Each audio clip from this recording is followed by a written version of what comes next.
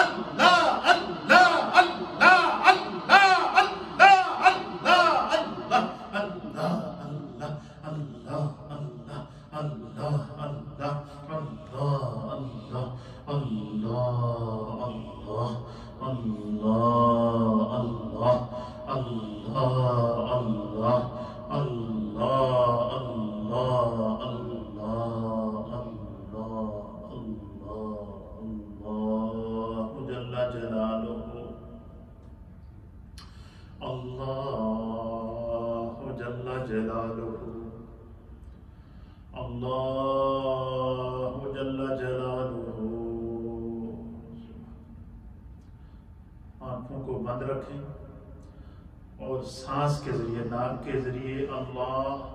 اور سانس کو واپس چھوڑیں تو روح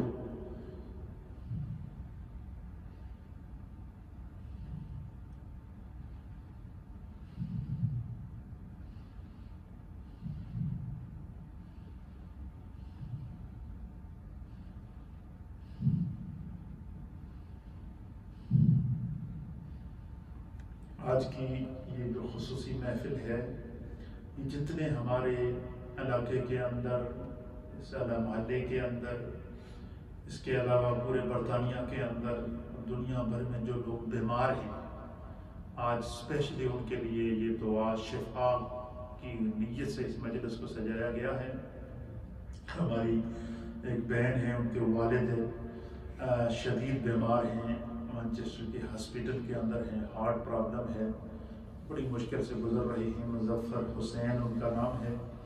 تو ان کے لیے خاص طور پر دعا کے لیے کہا گیا ہے اور ان کی طرف سے تبرک وغیرہ کا اہتمام بھی کیا گیا ہے. اس کے علاوہ جتنے ہمارے نمازی بیمار ہیں، ہمارے حاجی نادر خان صاحب، حاجی محمد حنیف صاحب اور دیگر جتنے بھی مائیں بہنیں بزرگ جو اس وقت مجھے سن رہے ہیں یا سوشل میڈیا کے ذریعے میں جن سے مخاطب ہوں، جن جن گھروں میں بیماریاں ہیں، مشکلات ہیں، آپ سب آج کی اس محفل میں میرے ساتھ دعاؤں میں شامل ہوں گے. چند کلمات طیبات پہلے اس نیت کرنے سارے کہ خدا ہر بیماری سے شفا دے. جو لوگ ہاسپیٹلز میں ہیں اللہ ان کو شفا دے، اور بالخصوص ہمارے جو مظفر حسین صاحب جن کے بارے میں خاص طور پر دعا کے لیے کہا گیا ہے، ان کی بھی نیت کرنے کہ اللہ ان کو صحت کاملہ اور عاجلہ عطا فرمائے اور ان کی مشکل کو اللہ آسان فرمائے. اور جتنے گھروں میں ہمارے بزرگ بیمار ہیں، مائیں بیمار ہیں، بہنیں بیمار ہیں، نوجوان بیمار ہیں، بچے اور بچیاں بیمار ہیں، یہ نیت کر لیں کہ خدا ان کو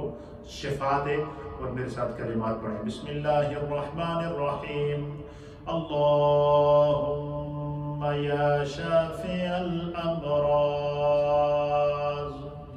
یا شافی الامراض،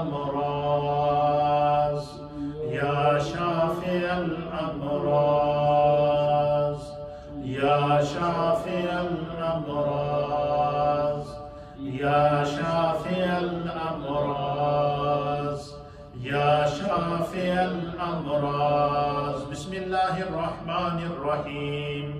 اللہم یا دافع البلیات، یا دافع البلیات، یا دافع البلیات، یا دافع البلیات. بسم اللہ الرحمن الرحیم. اللہم یا حل المشکلات، یا حل المشکلات، یا حل المشکلات، یا حل المشکلات، یا حل المشکلات. بسم اللہ الرحمن الرحیم. اللہم یا مجیب الدعوات، یا مجیب الدعوات، یا مجیب الدعوات. بسم اللہ الرحمن الرحیم. اللہم یا ارحم الراحمین، یا ارحم الراحمین، یا ارحم الراحمین، یا ارحم الراحمین، یا ارحم الراحمین. بسم اللہ الرحمن الرحیم. اللہم یا شافی الامراض، یا شافی الامراض، یا شافی الامراض. بسم اللہ الرحمن الرحیم. لا الہ الا انت سبحانک انی کنت من الظالمین. لا الہ الا انت سبحانک انی کنت من الظالمین. لا الہ الا انت سبحانک انی کنت من الظالمین. بسم اللہ الرحمن الرحیم. یا شافی انت الشافی، یا شافی انت الشافی، یا شافی انت الشافی، یا کافی انت الکافی،